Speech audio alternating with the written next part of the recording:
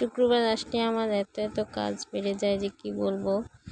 অনেক সময় হয় দুপুরে একটু রেস্ট নেওয়ার সময় পাই না। আসসালামু আলাইকুম এভরিওয়ান, সবাই কেমন আছেন? আজ হচ্ছে শুক্রবার, আর আজকে হচ্ছে আমার বাসায় এত এত বাজার সাজার করে, বা হাজব্যান্ড যখন রাফায় নিয়ে আসে, কারণ পুরো সপ্তাহ উনি বাজার করার সময় পায় না।